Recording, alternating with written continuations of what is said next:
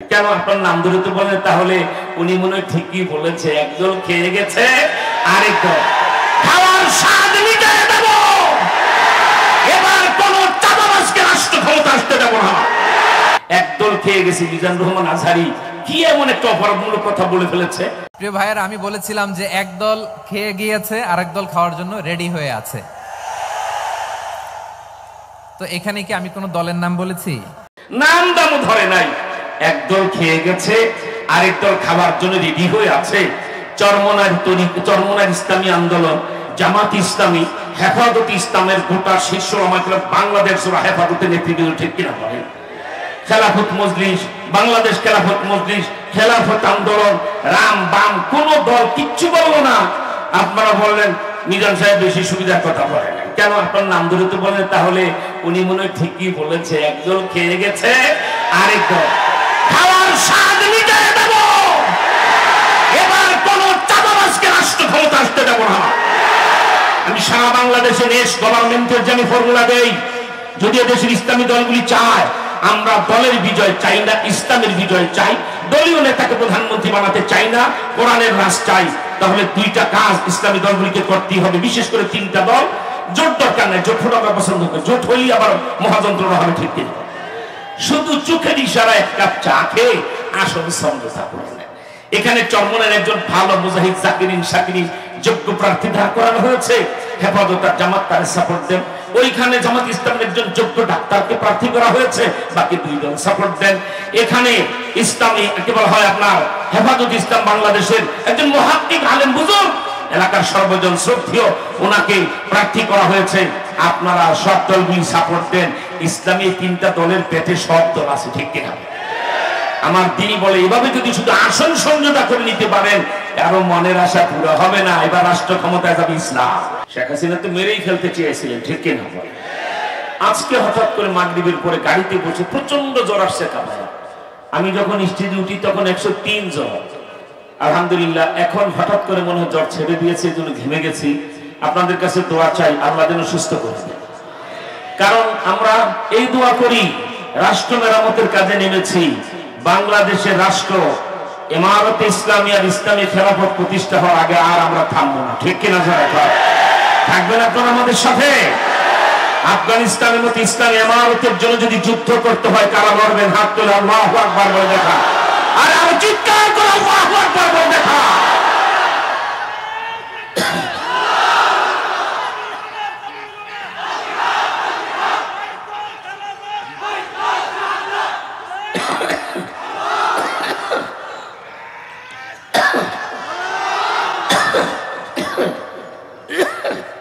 যারা স্লোগান দিবেন তাদের প্রতি আমার অনুরোধ, একটা স্লোগান দেওয়া যাবে। কয়টা? শুধু নারায়ে তাকবীর আল্লাহু আকবার, এর চেয়ে বড় স্লোগান হয় না। আল্লাহর কসম, আমেরিকার পরমাণু বোমা আছে, আল্লাহু আকবারের ক্ষমতা আরো বড়, ঠিক কিনা? কোন স্লোগান দরকার নাই, একটা স্লোগান দিলে সময় বেঁচে যাবে। আমি 1.5 ঘন্টার কথা 25 মিনিটের মধ্যে আপনাদের সামনে পেশ করবো ইনশাআল্লাহ। এই আমাদের গৃহমিনীর কাছ থেকে তসবিহটা দাও। সেটা হলো দুইটা বিষয় সংক্ষিপ্ত কথা বলবো। একটা হলো জাতীয় রোগ কি, আমাদের আমরা কোন বিপদে পড়েছি জাতি হিসাবে বুঝতে হবে, ঠিক কিনা? আরেকটা হলো, আজকে আমি লন্ডন হাইট পার্কে বিদেশে কথা বলছি না, সৌদি আরবের আল হাজরা দাল্লা কোম্পানির শ্রমিকদেরকে নিয়ে কথা বলতে বসি নাই। আজকে আমাদের প্রিয় মাতৃভূমি বাংলাদেশের রাজধানী ঢাকা অত্যন্ত সচেতন মুসলমানদের সামনে, যারা দরকার হলে দেশ আর ইসলাম রক্ষায় কলমা কাটাবে, কিন্তু কলমা দিবে না, ঠিক কিনা? সুতরাং আপনারা বুঝেন এবং জানেন। দেশের বিষয়টা বলি, আপনারা প্যান্ডেলের ভিতরে নিরাপদে বসে আছেন, চতুর্দিকে শকুনের থাবা। বাংলাদেশটাকে যে কোনো মুহূর্তে গিলে ফেলতে চায়। ইনশাআল্লাহ এই সিঁড়ি দিয়েই গজওয়াতুল হিন্দ শুরু হয়ে যাবে, ইনশাআল্লাহ। ইনশাআল্লাহ বলেন। এই গজওয়াতুল হিন্দের ধারণা হাদিস শরীফের কোথায় আছে আপনাদেরকে জানাই যাব। প্রস্তুতি নিতে বলবার, ইন্ডিয়া যে গোপনে কাউকে না জানিয়ে আন্তর্জাতিক আইন ভাইলেট করে 5 লক্ষ সৈন্য গোপনে আমাদের বর্ডারে মোতায়েন করে রেখেছে। এই মালাউনের বাচ্চা, চারাইলার বাচ্চার জনমের শিক্ষা এবার দিয়ে দিতে হবে, ঠিক কিনা? কারণ নবীজি যখন বলেছে গজওয়াতুল হিন্দের ফলাফল, 4টা ফজিলত আমি বলে দেব লাস্টে, যে কয় মিনিট কথা বলি। একটা হলো, ওই যুদ্ধে আমার উম্মতেরা জিতে যাবে। নবীজি যখন বলেছেন জিতে যাবে, এখন আর হেরে যাওয়ার কোন আশঙ্কা আছে? সুতরাং ইন্ডিয়া ভালো করে মনে রাখবেন, এবার ছোটখাটো যুদ্ধ হবে না। কলকাতা দখল হবে, পাটনা দখল হবে, উড়িষ্যা দখল হবে, আসাম দখল হবে। অযোধ্যা দখল করে বাবরি মসজিদের উপরে যেখানে রাম মন্দির বানিয়ে রেখেছে, একটা লাঠি দিয়ে সেই মন্দির ভেঙে আবার বাবরি মসজিদ বানাবো। আল্লামা মামুনুল হককে একদিনের জন্য খতিব বানায় হলো আমরা বাবরি মসজিদে জমা করে আনবো, ঠিক কিনা বলেন? এবং আল্লাহ রাসূলের ভাষ্য মতো দিল্লির লাল কিল্লায় কলেমার পতাকা উড়াবো ইনশাআল্লাহ। আমি একটু পরে আপনাদেরকে সেই তথ্য দিয়ে যাব না সেই শরীফ থেকে, মানসিক প্রস্তুতি নেন। তবে আমি নসিহতের বয়ানের সুযোগ একটু পরে পাবো না, তাই বলি, যদি লড়ে আমাদেরকে জয়যুক্ত হয়, খালি মাথা টুপি দিয়ে ঢাকতে হবে, গালে দাড়ি রাখতে হবে, ওজুরাকে মিসওয়াক করতে হবে, মিথ্যা কথা ছেড়ে দিতে হবে, হারাম খাওয়া ছেড়ে দিতে হবে। ওলামায়ে কেরাম নিজেদের মধ্যে হিংসা বিদ্বেষ থাকলে আমরা ভুলে যেতে হবে, ঠিক কিনা বলেন? কারণ আগামী দিনে ময়দানে নেতৃত্ব দিবেন ওলামায়ে কেরাম। ওলামায়ে কেরামের নেতৃত্ব ছাড়া কোনোদিন বরকত হবে না, বিজয় হবে না, ইনশাআল্লাহ বলেন। আরেকটা জিনিস সম্ভব হলে আপনারা করবেন, সেটা হলো গভীর রাতের তাহাজ্জুদে আল্লাহর কদমে লম্বা সিজদা দিবেন। কারণ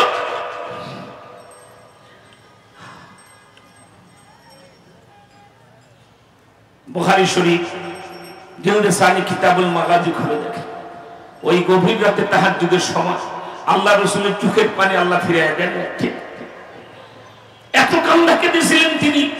সুন্নত তরিকা হলো সিনা বরাবর হাত তোলা। সমস্ত আম্বিয়ারা মুনাজাতে সিনা বরাবর হাত তোলা। নবীজি সারা জীবন এটাই করেছেন, এটাই সুন্নত তরিকা। একটা কাঁঠাল বা তরমুজ হারবির হযরত বলতেন, এটা হাতে নেওয়ার জন্য যেমন আঙ্গুলগুলি বাঁকা করে একটা পাত্রের মতো, ভিক্ষুকের থালার মতো বানানো হয়, এরপরে সিনা বরাবর উঠায় নিজের চাওয়া আল্লাহর কাছে পেশ করতে হয়, ঠিক কিনা? এটাই তো সুন্নত তরিকা। কিন্তু নবীজি বদরের দিন আল্লাহু আকবার, আয় আল্লাহ, আয় আল্লাহ বলে কাঁদতে কাঁদতে, প্রভু তাকায় দেখো আমার সাথে যারা ময়দানে এসেছে, কারো লুঙ্গি আছে জামা নাই, কারো জামা আছে লুঙ্গি নাই। আমি সবাইকে তরবারি দিতে পারি না, সবার ঘোড়া নাই, সবার ঢাল নাই।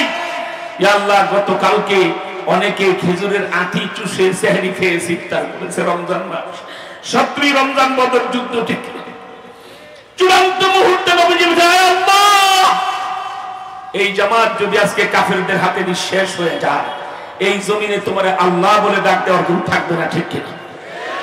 হযরত আনাস রাদিয়াল্লাহু তাআলা বলেন, নবীজির গোটা জীবনের অভ্যাস পরিপন্থী যখন আয় আল্লাহ, আয় আল্লাহ, রাগ গভীর, হাউমাউ করে কাঁদতেছেন বদরের প্রান্তরে, এত উপরে হাত তোলেন হযরত আনাস, হাত্তা রাইনা বিয়াজাল বাব, নবীজির হাতের আস্তিন সরে গেল। সাহাবায়ে কেরাম বলেন, নবীজির বাহুর তলার সাদা চামড়া আমরা দেখে ফেলাম, এত উপরে হাউমাউ করে কাঁদতেছে। আল্লাহ পাক খুশি হলেন। আমি সেই ব্যাখ্যা দেওয়ার সময় দিতে পারছি না। আল্লাহ পাক খুশি হয়ে বললেন, ওয়ালা তাহিনু ওয়ালা তাহজানু ওয়া আনতুমুল আ'লাউনা ইন কুনতুম মুমিনিন। অল্প কথায় বুঝা গেল, যিনি খাতামুল আম্বিয়া, তার যখন তাহাজ্জুদের চোখের পানি ছাড়া আল্লাহ বিজয় দেন নাই, আমাদেরকেও দিবেন না। একটু গভীর রাতে মালিকের সাথে সম্পর্ক স্বাভাবিক করতে হবে, ঠিক কিনা? আমি তো জেলখানা থেকে বের হয়ে শেখ হাসিনাকে বলেছিলাম, দুইটা চ্যালেঞ্জ দিয়েছিলাম। একটা হলো মিথ্যা মামলা বিলে আমার গ্রুপ দিলেন, আপনি যদি প্রমাণ করতে পারেন যেদিন বাংলাদেশের শীর্ষ মুরব্বী আলেম মধুপুরের বিশ্ববুদ্ধির গুলিবিদ্ধ হইলেন, 30 কিলোমিটার দূরে মুন্সিগঞ্জ শহরে আপনার পাঠানো পুলিশকে আমি হলরুম খুলে দিলাম, ভিআইপি ভাতরুম খুলে দিলাম। আমার বাড়ির গেটের সামনে চৌরাস্তার মোড়ে মুন্সিগঞ্জ পৌরসভার 9 নম্বর ওয়ার্ডে পুলিশ ডিউটি করবে। একটা হলো ওলামায়ে কেরাম মেহমানদারি জানেন, আবার ব্যক্তিগতভাবে মুন্সিগঞ্জ বিক্রমপুর আমার বাড়ি। একবার কারো এক কাপ চা খাইলে 2 বার না খাওয়াইতে পারলে কলিজা ঠান্ডা হয় না, ঠিক কিনা? তা আমার বাড়ির সামনে পুলিশ সারাদিন ডিউটি করবে, তারা হোক না হাসিনার পুলিশ, 600 টাকার তরমুজ কিনে দুপুরে খাওয়াবে, ভিআইপি ভাতরুম খুলে দিলাম। অথচ 30 কিলোমিটার দূরে একটা গন্ডগোল হলো, মধুপুরের বিশ্ববুদ্ধির গুলিবিদ্ধ হইলেন 90 বছরের বয়স্ক মুরব্বী, ঠিক কিনা?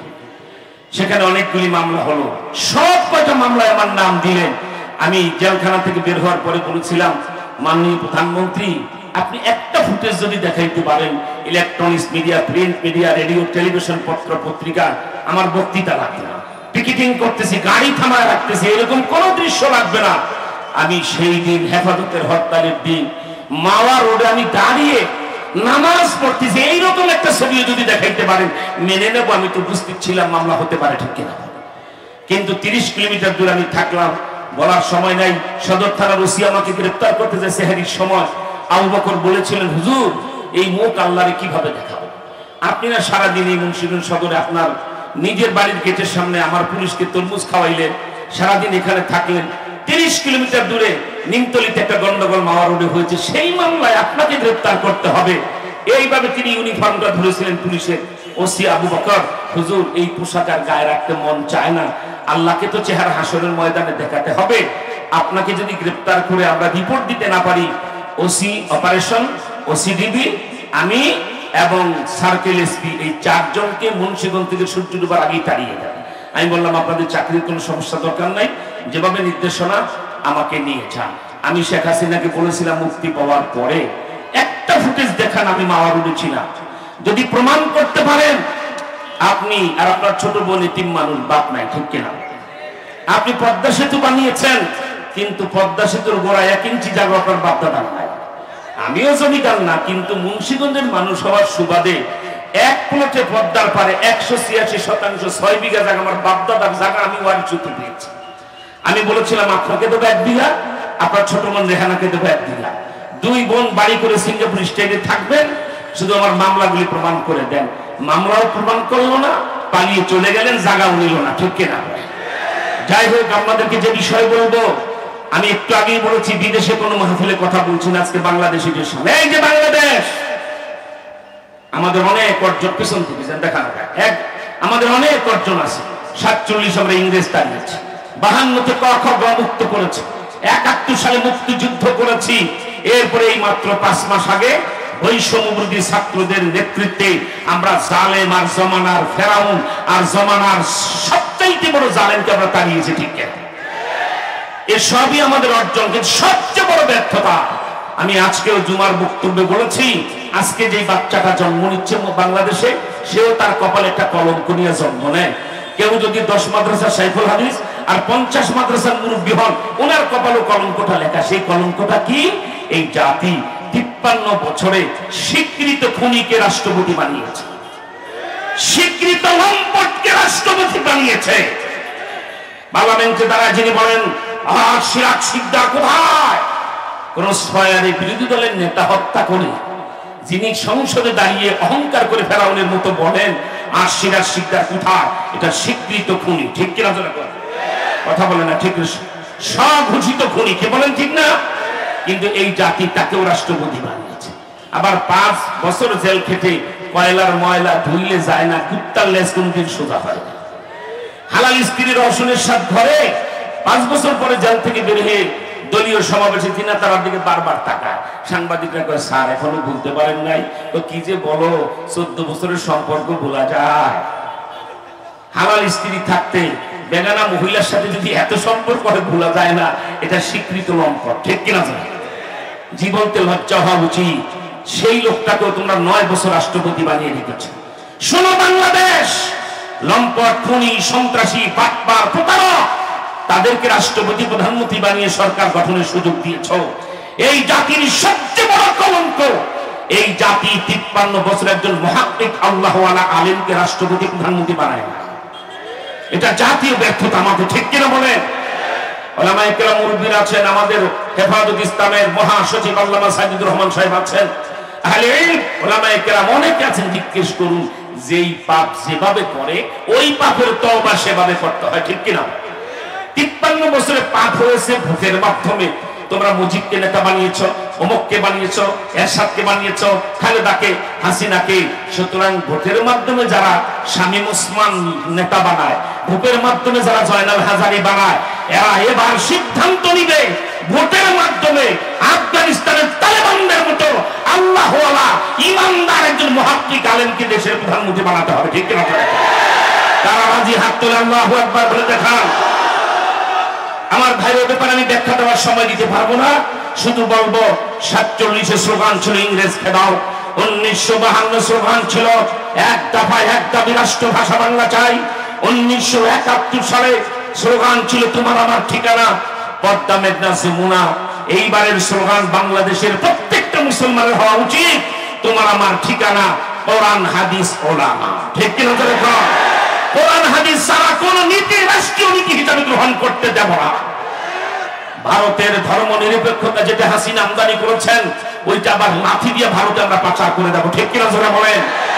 যারা এখন সংবিধান সংস্কার করতেছেন, হুঁশিয়ারি সংকেত দেই, যদি বিসমিল্লাহ একটা কলম ধরা হয়, রাষ্ট্রধর্ম ইসলাম নিয়ে ছিনিবিনি হয়, ইউনূস সাহেব অপরাধ করবে তারা, কিন্তু আপনি অকাতরে জীবন দিয়ে আপনাকে চলে যেতে হবে ক্ষমতা থেকে, ঠিক কিনা? আপনাকে আমরা সাপোর্ট দেব। আপনাকে ধ্বংস করার জন্য ভারত কি চক্রান্ত করছে আমরা জানি। প্রত্যেকদিন লক্ষ লক্ষ মানুষ নিয়ে বাংলার গ্রাম বাংলায় আপনার সরকার টিকিয়ে রাখার জন্য আমরা ওলামায়ে কেরাম সবচেয়ে বেশি ভূমিকা রাখতেছি, ঠিক কিনা? কারণ আমরা জানি আপনি যদি ফল করেন, আপনি যদি ব্যর্থ হন, ব্যর্থ হয়ে যাবে বাংলাদেশ। আপনার সরকার যদি পড়ে যায়, এমন একটা হজবরল হবে, বাংলাদেশের স্বাধীনতা টিকবে না, ঠিক কিনা? সুতরাং একটা অবাধ সুষ্ঠু নিরপেক্ষ নির্বাচন, ফ্রি অ্যান্ড ফেয়ার একটা নির্বাচন হওয়া পর্যন্ত আপনাকে আমরা সসম্মানে রাখবো।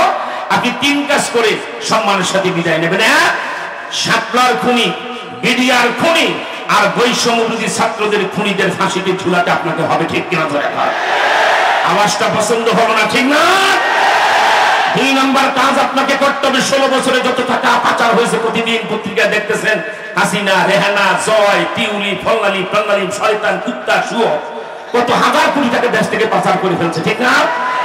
এই টাকা আপনাকে দেশে ফেরত আনার উদ্যোগ নিতেই হবে, আনতে হবে, ঠিক কিনা? 3 নম্বর যে কাজটা আপনি করবেন, যে যুবকদের বয়স 25-30 বছর, এই যুবকরা কেউ ভোট দিতে জানে না। ভোট কি গোলালুর মতো গোল নাকি মিষ্টি আলুর মতো লম্বা? ভোট কি খায় না গায়ে মালিশ করে? 3 নির্বাচনে 15 বছর আমাদের যুবকরা জানে না, ঠিক কিনা? কেন? এই গেল নির্বাচনও তো এই জানুয়ারি মাসের 7 তারিখে যে নির্বাচন হয়ে হাসিনা পালিয়ে গেলেন, এই নির্বাচনেও তো আব্দুল্লাহ নামে নতুন ভোটার ছাত্র গেছে ভোট কেন্দ্রে। পুলিশ অফিসারকে কি খবর আব্দুল্লাহ? স্যার ভোট দেবো। ভোট বলো কি গাছে ধরে? ভোট না তাহাজ্জুদের সময় হয়ে গেছে গা। এটা কেমন কথা বলেছে? এইবার নতুন ভোটার হইলাম, সিলহাতে দেবো, মারবো, মাইরেন, বড় হইলে এখন শুধু এভাবে নির্বাচনগুলি করেছে ভারতের শয়তান হাসিনাকে দিয়ে, কি বলেন, ঠিক না? সুতরাং সিদ্ধান্ত নিয়ে ফেলি, এবার মাথায় টুপি নাই, গালে দাড়ি নাই, অজুর আগে মেসওয়াক নাই, খাওয়ার আগে দস্তরখান নাই, কথা বলে, মিথ্যা বলে, খাইলে হারাম খায়। একদল খেয়ে গেছে, মিজানুর রহমান আজহারি কি এমন একটা অপরাধমূলক কথা বলে ফেলেছে, নাম দামও ধরে নাই। একদল খেয়ে গেছে, আরেক দল খাবার জন্য রেডি হয়ে আছে। চরমনার ইসলামী আন্দোলন, জামাত ইসলামী, হেফাজত ইসলামের গোটা শীর্ষ বাংলাদেশ হেফাজতের নেতৃবৃন্দ, ঠিক কিনা বলেন? খেলাফত মজলিস, বাংলাদেশ খেলাফত মজলিস, খেলাফত আন্দোলন, রাম বাম কোন দল কিচ্ছু বললো না। আপনারা বললেন মিজান সাহেব বেশি সুবিধার কথা বলেন, কেন? আপনার নাম ধরে তো বলেন। তাহলে উনি মনে হয় ঠিকই বলেছে, একদল খেয়ে গেছে, আরেক দল খাওয়ার স্বাদ মিটায় দেব। এবার কোন চাঁদাবাজকে রাষ্ট্র ক্ষমতা আসতে দেব না। আমি সারা বাংলাদেশে দেশ গভর্নমেন্টের যে ফর্মুলা দেই, যদি দেশের ইসলামী দলগুলি চায়, আমরা দলের বিজয় চাই না, ইসলামের বিজয় চাই। দলীয় নেতাকে প্রধানমন্ত্রী বানাতে চাই না, কোরআনের রাজ চাই। তাহলে 2টা কাজ ইসলামী দলগুলিকে করতেই হবে, বিশেষ করে 3টা দল। জোট দরকার নাই, জোট ফোটা আমরা পছন্দ করি, জোট হলেই আবার মহাযন্ত্রণা হবে, ঠিক কিনা? শুধু চোখের ইশারা 1 কাপ চা খেয়ে আসল সমঝোতা করে নেন। এখানে চরমনের একজন ভালো মুজাহিদ জাকিরিন শাকিরিন যোগ্য প্রার্থী দাঁড় করানো হয়েছে, হেফাজত আর জামাত তার সাপোর্ট দেন। ওইখানে জামাত ইসলামের একজন যোগ্য ডাক্তারকে প্রার্থী করা হয়েছে, বাকি 2 দল সাপোর্ট দেন। এখানে ইসলামী কি বলা হয় আপনার হেফাজত ইসলাম বাংলাদেশের একজন মুহাক্কিক আলেম বুজুর্গ, এলাকার সর্বজন শ্রদ্ধেয়, ওনাকে প্রার্থী করা হয়েছে। আপনারা সব দলগুলি সাপোর্ট দেন। ইসলামী 3টা দলের পেটে সব দল আছে, ঠিক কিনা? আমার দিনই বলে, এভাবে যদি শুধু আসন সমঝোতা করে নিতে পারেন, কারো মনের আশা পুরো হবে না। এবার রাষ্ট্র ক্ষমতায় যাবে ইসলাম। আপনারা কি এই ফর্মুলা পছন্দ করেন? আরেকটা কাজ এখলাসের সাথে করতে হবে। ভ্রান্ত ধর্ম ভারত, হিন্দু ধর্ম আমি ব্যাখ্যা দেওয়ার সময় পাবো। নিজের হাতে প্রতিমা বানায়, যারা মা মা করে 10-12 দিন কাঁদে, এরপরে প্রতিমা বিসর্জন সেই মারে বুড়িগঙ্গায় ফেলাইয়া লোক বিদায় গুতায়া উজুরি বুজির বাই করে। এটা কোন জাতের ধর্ম তারাই জানে, ঠিক কিনা? তাদের জ্ঞানী লোকেরা জানে আমাদের ধর্মটার কোনো ভিত্তি নাই। তারপরেও 2014 সালে একটা কাজ করেছে তারা, বিজেপি কি 11 জন সিনিয়র নেতাকে ডেঙ্গায়া, এই বাদাইমার বাচ্চা মুদি কত বাদাইমা, আমাদের দেশে বাদাইমা কারে করে, বিয়ের পরে বউ বিড়ি ফালায়া রাস্তায় রাস্তায় ঘুরে ভবগুরের মতো খায়, তাই কিন্তু বউ বাচ্চার খবর লয় না, ঠিক কিনা? এই ভারতের প্রধানমন্ত্রী বাদাইমার বাচ্চা বিয়ের 3 দিন পরে বউ থুয়ে পালাইছে। প্রধানমন্ত্রী হওয়ার পরে এখনো বউ ঘরে উঠায় না, ঠিক কিনা? কিন্তু শেখ হাসিনা ওনার জিএফ আর উনি শেখ হাসিনার জিএফ। শেখ হাসিনা যাওয়ার পর বলছে আফা নইরেন না, আমি আর আপনি এক জায়গায়, আর কোনো সমস্যা নাই, ঠিক কিনা জানি? লম্পটের বাচ্চা কোথাকার, পৃথিবীর কোন দেশ আশ্রয় দিল না, সব দেশের জন্য আমরা আপনাকে ঢোকার অনুমতি দিতে পারবো না। আর আপনি বুকে করে বসে আছেন, ভারতের কপাল তুমি পোড়ায় দিয়েছো, ঠিক কিনা জানি? এখন শেখ হাসিনার বলা লাগবে না, আমি বর্ডারের কাছাকাছি আছি, ফুট করে ঢুকে আপনার ঢুকা লাগবে না, আপনি ফুট করে ঢুকবেন, ফুট করে আদালতের কাঠগড়ায় দাঁড়াবেন, আর ছুট করে আপনাকে ফাঁসিতে আমরা ঝুলাই দেবো, ঠিক কিনা? 7 লাখ খুনি বের করে রক্ষা নয়, দরকার হলে জন্য 107 লাখ চত্বর আবার হবে, ঠিক কিনা বলেন? এখনো রক্তের দাগ শুকায় নাই। যেই ঘোষণাপত্র তৈরি হচ্ছে, 11 বছর 9 মাসের হাফেজে কোরআন আব্দুল্লাহ শাহাদাতের রক্তের কথা যদি সেই যে বলা ঘোষণাপত্রে না থাকে, টয়লেট পেপারের মধ্যে ছুটে সেটা ফেলে দেবো, ঠিক কিনা বলেন? 7 রক্তের দাগ আর কথা থাকতেই হবে ওই ঘোষণাপত্রে, ঠিক কিনা বলেন? ধন্যবাদ জানাই বৈষম্যবিরোধী ছাত্রদেরকে, সার্জিসকে, নাহিদকে, এদেরকে। এরা বলছে না, 7 কথা থাকতে হবে, ঠিক কিনা? কারণ 7 মতো এমন জঘন্য ট্রাজি, 2.5 লক্ষ রাউন্ড গুলি দেশের শ্রেষ্ঠ সন্তান ওলামায়ে বুকে মারা হয়েছে। আমি আপনাদেরকে এই ব্যাপারে সময় দিতে পারছি না, শুধু বলবো ইনশাআল্লাহ আমরা অল্প সময়ের ভিতরে অনেক সময় দেবো। রাষ্ট্র মেরামতের অনেক কাজ আমাদের করতে হয়, কারণ এবার কম করেছি। রাষ্ট্রে আর কোনো কি বলা হয়, বাঘের মুখ থেকে কোনো কি বলা হয়, আপনার কুমিরের মুখে রাষ্ট্র ছেড়ে দেবো না, ঠিক কিনা যারা বলেন? শুধু আপনারা নিয়ত করে ফেলেন, আপনারা ভুল করেছেন, কিন্তু আফগানিস্তানের তালেবান আর আফগানের 3-4 কোটি জনগণ ভুল করে নাই। এই বাংলাদেশ, তোমার দেশে মুজিব পরিবার আছে, আফগানিস্তানে নাই, এমন পরিবার নাই। তোমার দেশে জিয়া পরিবার আছে, আফগানিস্তানে এমন পরিবার নাই। চলো বেটা আফগানিস্তানে, বাদশাহ জহিরের পরিবার 10টা মুজিব পরিবারের চেয়ে বেশি প্রভাবশালী এখনো, ঠিক কিনা? দীর্ঘদিন আফগানের বাদশাহ আমানুল্লাহ ইমানদার শাসক ছিলেন, যার আমল থেকে কাদিয়ানির ব্যাপারে বাদশাহ আমানুল্লাহ আইন করেছিলেন। কাদিয়ানি করে লোকটা মুহাম্মদ সাল্লাল্লাহু আলাইহি ওয়াসাল্লামকে মানে না, কাদিয়ানিকে নবী মনে করে। এটা প্রমাণ পেলে কোনো আচার বিচার দরকার নাই, কোনো স্পায়ারে হয় না, ঠিক কিনা? এমন পবিত্র আইন যে বাদশাহ আমানুল্লাহ করেছে, তারও তো একটা বংশ আছে, রাজ পরিবার। কিন্তু এবার আফগানের লোকেরা বলে কোন রাজ পরিবার থেকে, কোন প্রিন্স, কোন যুব নেতাকে আমরা রাষ্ট্রপতি আর প্রধানমন্ত্রী বানাবো না। 40 বছর যুদ্ধ করে তারা সিদ্ধান্ত নিয়েছে, আল্লাহওয়ালা, ইমানদার, মুত্তাকি, মুহাক্কিক একজন আলেমকে আমরা রাষ্ট্রপ্রধান বানাবো। তারা খুঁজে খুঁজে পেয়ে গেলেন এমন একজন ব্যক্তিকে, নাম তার মোল্লা হিবাতুল্লাহ আখুন্দজাদা কুতুব, জিন্দা কুতুব, যার ক্ষেতের মধ্যে হেঁটে যান, পরের বছর ফসল ডবল হয়।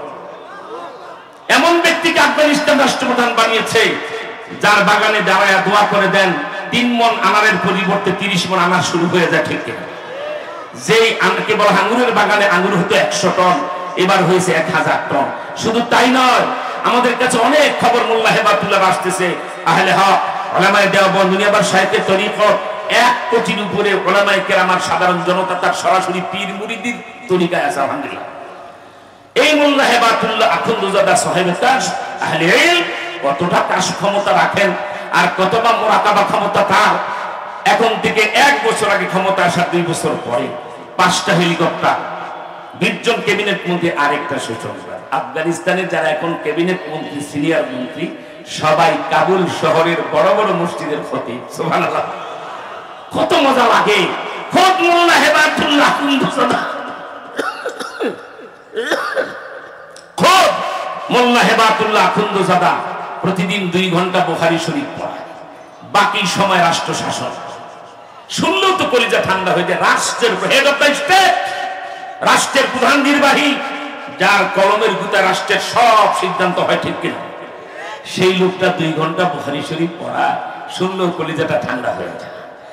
এরপরে তার কাজ ক্ষমতা দেখেন, 20 জন মন্ত্রী, 5টা হেলিকপ্টার, 10 জন সিনিয়র ইঞ্জিনিয়ার নিয়ে চলে গেলেন উত্তরের মাজারি শরীফের বামিয়ান পাহাড়ের পাদদেশে। সেখানে যায় তিনি সমস্ত মন্ত্রীরা 2 রাকাত নামাজ পড়েন, আলহামদুলিল্লাহ। মোল্লা হেবাতুল্লাহ আখুন্দজাদা পড়লেন, কিন্তু নামাজের পরে তিনি তার যায় নামাজে মুরাকাবায় বসেছেন, চক্ষু বন্ধ করে। মনে রাখবেন, পালনদাররা চেয়ে গুয়ার দিদা, গুয়ার তরিকতের লাইনে একটা কথা বলো, আল্লাহর ওলিরা যা বলে আরশের দুয়ার থেকে কি বের হইতেছে তা দেখে দেখে 10 মিনিট, 20 মিনিট, আধা ঘন্টার মতো মুরাকাবা করে মোল্লা হেবাতুল্লাহ আখুন্দজাদা বলছে, ইঞ্জিনিয়ার সাহেবরা, জি হুজুর, এখানে মাটি খনন করেন, মাটি খনন করে পেয়ে গেছে সোনার খনি। মাটির তলায় কোন জায়গায় সোনার খনি, এটা যে রাষ্ট্রপ্রধানের মোরাকাবা মুশাহাদায় ধরা পড়ে, আল্লাহ ভিক্ষা চাই এরকম একটা রাষ্ট্রপ্রধান আমাদের দেশে বানায়। আল্লাহ আমি মদিনা শরীফ গেলে বলি, আল্লাহ এই যে নবীদের মধ্যে হযরত ওমর ঘুমায়, আর তো দুনিয়া তুই নিয়ে এসে রাষ্ট্র শাসন করবে না। আমার বাংলাদেশে সব ভালো, শুধু নেতারা খারাপ, ঠিক কিনা বলেন? দেশি পেঁয়াজ ভালো না ইন্ডিয়ানটা ভালো? দেশি গরুর গোশত ভালো না ইন্ডিয়াটা ভালো? ইন্ডিয়ার পেঁয়াজ পেঁয়াজ, এটা টেনিস বল, কাটলে কিছুই বোঝা যায় না। দেশি পেঁয়াজ দরজায় কাটবেন, এখানে চোখ ডলতে ডলতে 12টা বেজে যাবে, ঠিক কিনা? দেশি কই মাছ ভালো না চাষেরটা ভালো? I can challenge not only Bangladesh, all countries of the world, side to side and corner to corner, all over the world, east to west, west to east, north to south, south to north. বিশ্বকে challenge, আমার দেশের মাটিতে যা ফসলাদি হয়, এত মজার জিনিস পৃথিবীর কোথায় হয়? আরে বিক্রমপুর গেলে দেশি কই মাছের ঝোল খাওয়াইলে বক্তারা ওয়াজ আধা ঘন্টা বেশি হবে, ঠিক কিনা? আর বিক্রমপুরের খাঁটি দুধের পায়েস খাওয়াইলে হুজুর 6 মাস আগে খাইছি, এখন ছোটের মধ্যে লেগে গেছে। কে বলেন ঠিক না? আমার দেশি সব ভালো, গরু ভালো, দেশি মুরগি ভালো না ওই যে পোল্ট্রি যেটা বাবু মুরগি ওইটা ভালো। আমরা তো পোল্ট্রি মুরগ খাই না বলি, এটা পদ্মার স্তরের বালু, ঠিক কিনা? আর দেশি মুরগি ঠিক মতো বুনা করলে কেউ না খায় নড়ে না, কে বলেন ঠিক না? অল্প কথা কি বুঝা গেল? আমার কচু ভালো, আমার আলু ভালো, আমার মুরগি ভালো, আমার গরু ভালো, আমার ছাগল ভালো। 53 বছরের প্রমাণ হয়েছে আমার নেতারা শুধু খায়। ওরা ভোটের আগে কথা বলে ওলিয়া আল্লাহর মতো, ভোটের পরে কাজ করে ইবলিস শয়তানের। কাউলুহুম কাকাউলিল আম্বিয়া ওয়া ফি'লুহুম কাফি'লিশ শাইতান। কথা বলে মন সুন্দর মনে হয় আব্দুল কাদের জিলানী বাগদাদ থেকে উঠে গেছে।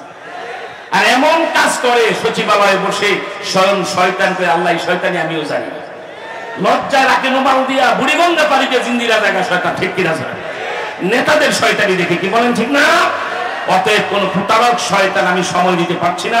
যেটা আরেকটা বিষয় আমার 2 মিনিট কথা বলতে হবে। আল্লাহর রাস্তায় বলি চলুন, 53 বছরের ভোটের মাধ্যমে যে গুনাহ করেছি, এবার ইসলামী দলগুলিতে আপনারা প্রস্তাব করেন, সব জায়গায় নিজেরা একটি করে প্রার্থী দেন, সবাই সাপোর্ট দেন।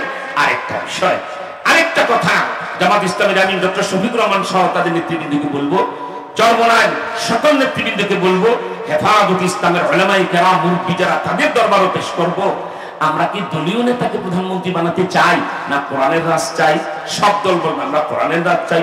কে প্রধানমন্ত্রী হলো না হলে এটা আমাদের ফ্যাক্টর না, ফ্যাক্টর হলো কোরআনী শাসন চাই, ঠিক কিনা? এটা যদি হয়, 2002 সালে 2500 মুসলমানকে পেট্রোল দিয়ে পোড়াইল মোদি। এত জনপ্রিয়তা পেল ভারতের হিন্দুদের কাছে 2014 সালে নির্বাচনে। এই জমানার কি বলা হয় ফেরাউন, কি বলা হয় আপনার এই গুজরাটের কসাই, দিল্লির ফেরাউন, জমানার আবু জেহেল, ডিজিটাল আবু জেহেল, ঠিক কিনা? 11 জন সিনিয়র নেতা আছে। উমা বারুতি তার চেয়ে সিনিয়র নেতা, অমিত শাহ তার চেয়ে সিনিয়র নেতা, এলকে আদবানি তার চেয়ে সিনিয়র নেতা, মুরলী মনোহর যোশী তার চেয়ে সিনিয়র নেতা।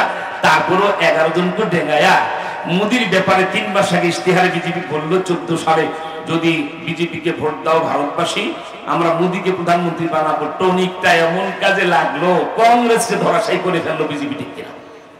মোদি প্রধানমন্ত্রী কেন? মোদি মুসলমান হত্যায় বড় পটু। এটা যদি ভারত একটা ভ্রান্ত ধর্মের একজন মুসলমান খুনিকে প্রধানমন্ত্রী শব্দ পেশ করে ক্ষমতায় আসতে পারেন, কেন মামুনুল হককে প্রধানমন্ত্রী পছন্দ হয় না? কোন হুজুরের সে আধা ইঞ্চি ছোট মামুনুল হক? 1997 সালে সারা বাংলাদেশে বেফাক 1 নাম্বার, ঢাকা ইউনিভার্সিটি থেকে মাস্টার্স, এরপরে উন্মুক্ত বিশ্ববিদ্যালয়ের খণ্ডকালীন শিক্ষক, 26 বছর বুখারী শরীফ পড়ায়। আর মামুনুল হক খালি আব্দুল্লাহ না, শেখুল হাদিস আল্লামা আজিজুল হকের সন্তান, ঠিক কিনা? আবার আল্লাহ তার সাইজটা এমন বানাইছে, শেখ মুজিবের যে ডেরেন্সি উঁচা, 1 লাখ লোকের সামনে হাত, ওই যে মামুনুল হক, ওই যে মামুনুল হক, কি বলেন ঠিক না? ইসলামী দলগুলি যদি বলে মামুনুল হক কোন দলের নয়, সে ন্যাশনাল অ্যাসেট, জাতীয় সম্পদ, সর্বরকমের যোগ্যতা তার আছে, ঠিক কিনা বলে? আমরা সব দল যদি রাষ্ট্র ক্ষমতায় যাই, মামুনুল হক প্রধানমন্ত্রী হবেন, ডক্টর শফিকুর রহমান উপপ্রধানমন্ত্রী হবেন, আর সৈয়দ মোহাম্মদ ফজল করিম বাংলার জিন্দা শাহজালাল তিনি আরেকজন উপপ্রধানমন্ত্রী হবেন। আমি আল্লাহকে হাদের নাদের জেনে বলছি, এখলাসের সাথে যদি ইসলামী দলগুলিটা করতে পারে, এই 3টা মানুষের কাছে প্রধানমন্ত্রীর কার্যালয়টা হ্যান্ডেলিং করার জন্য দিতে পারে, 10 বছরের মধ্যে বাংলাদেশ মালয়েশিয়ার চেয়ে ধনী রাষ্ট্র হয়েছে। 10 বছরের ভিতরে এই লোকে এমন জিকির আজকাল শিখবে, এমন চরিত্রবান হবে, মনে হবে বাংলাদেশের জনগণ উমরের জমানার জনগণ, ঠিক কিনা? আপনারা কি আমার এই প্রস্তাব সাপোর্ট করেন? কারা কারা সাপোর্ট করেন হাত তুলে আল্লাহু আকবার বলে দেখান। তাহলে আওয়াজ তুলতে হবে, বাংলাদেশে দরকার আলেম ওলামার সরকার, বাংলাদেশে দরকার কোরআন হাদিসের সরকার, বাংলাদেশে দরকার পীর মাশায়েখের সরকার, ঠিক কিনা জোরে বলেন?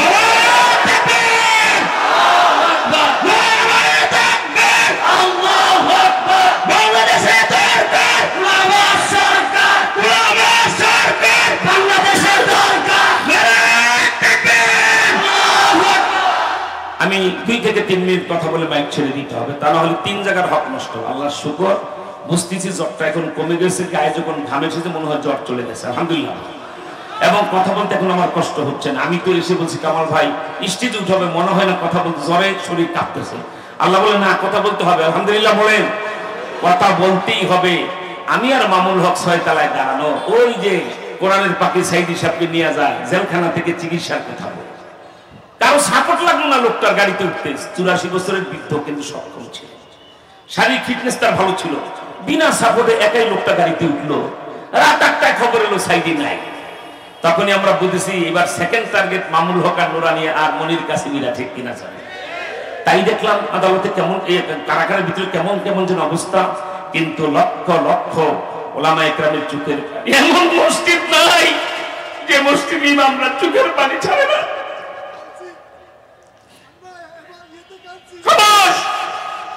আমরা 3 বছরের মতো জেলে ছিলাম।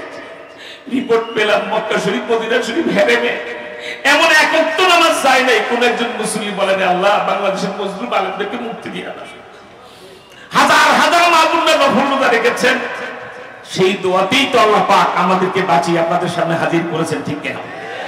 বেঁচে যখন এসেছি রাষ্ট্র মেরামত না করে বাংলাদেশের হাইকোর্ট, সুপ্রিম কোর্ট, জজ কোর্ট, আইন আদালত, স্কুল, কলেজ, ইউনিভার্সিটি, ব্যাংক, বিমা সব জায়গায় আল্লাহর হুকুম নবীর তরিকা কায়েম না করে আর ঘরে ফেরবো না, ঠিক কিনা?